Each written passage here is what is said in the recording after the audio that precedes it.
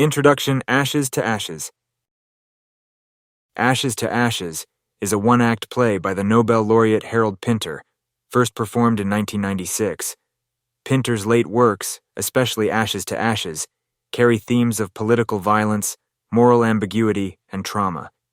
In this play, Pinter explores the repercussions of individual memory entangled with collective trauma.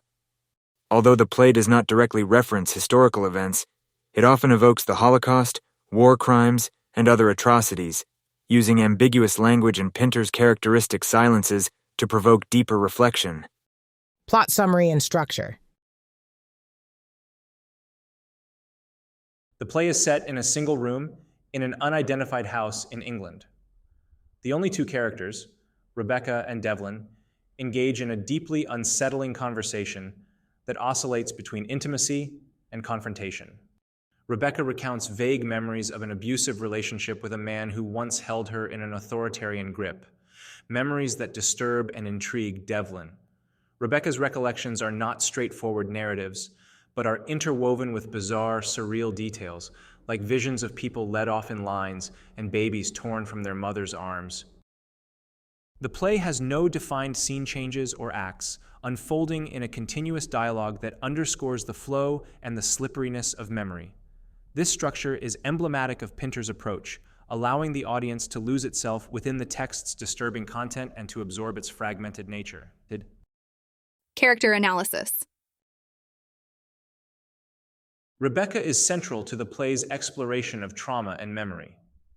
Her character is both vulnerable and resistant, seeming to bear memories of oppression that are not strictly her own, as if she embodies the sufferings of countless others. Her recollections of a past lover, a man who simultaneously protected and terrorized her, bring to mind the dynamics of abusive relationships. Rebecca's memories seem to transcend the personal, hinting at a collective trauma. This tension between personal memory and historical trauma in her character suggests that she may not represent a single person, but rather a collective consciousness. Devlin appears as Rebecca's partner or therapist, though his exact relationship to her remains ambiguous. He is probing, perhaps even aggressive, attempting to extract concrete details from Rebecca's fragmented memories. Some interpretations suggest that Devlin represents a figure of authority, possibly society itself, demanding coherent narratives that can be easily understood and categorized. He could also represent the audience's desire for clarity, as he seems to grow increasingly frustrated with Rebecca's ambiguous statements and her resistance to his questions. Through Devlin, Pinter examines the human tendency to control or discipline chaotic memories and emotions, mirroring society's way of dealing with uncomfortable truths.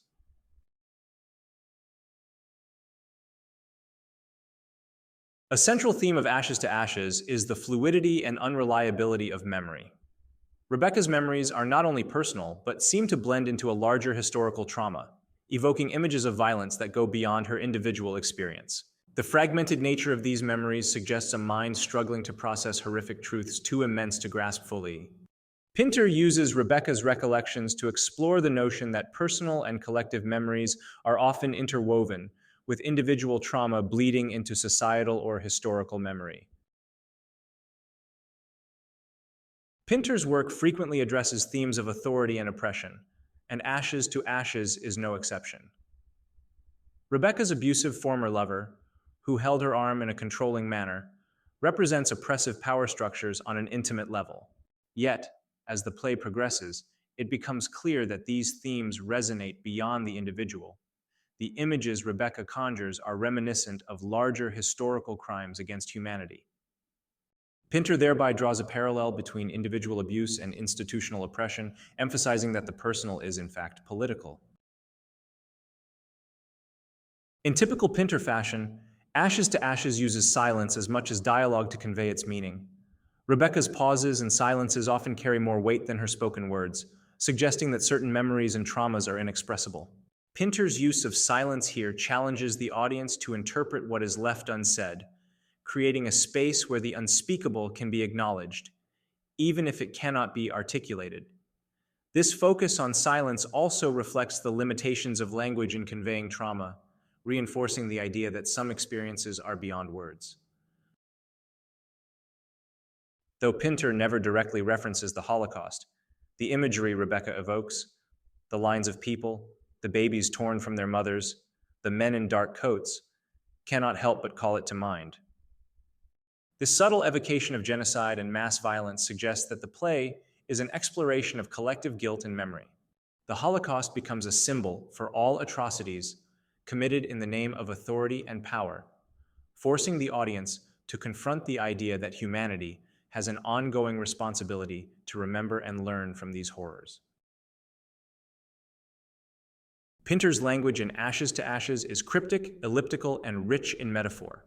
His dialogue often leaves much unsaid, with meaning conveyed through repetition, pauses, and seemingly trivial details.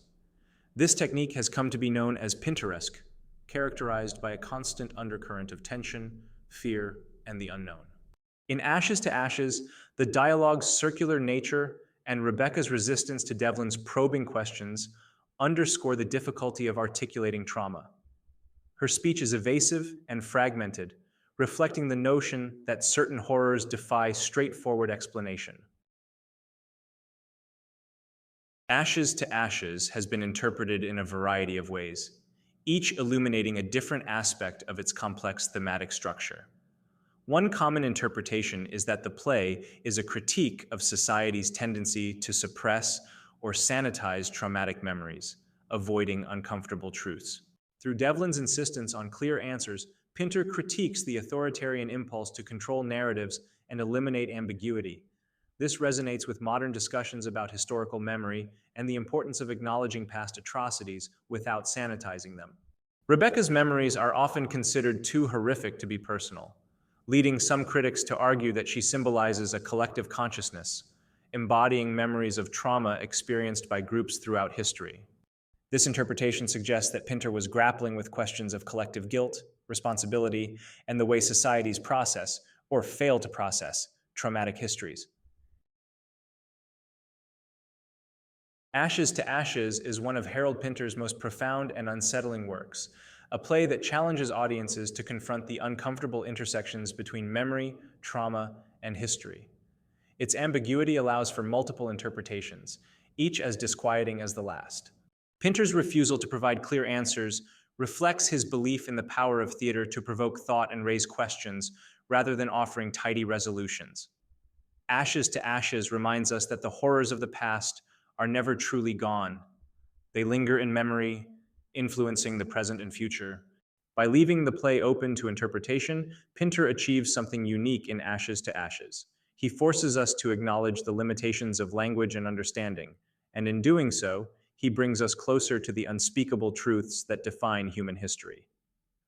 This play remains a powerful piece, not only for its reflection on the past, but for its enduring relevance in a world that continues to grapple with issues of power, authority, and memory.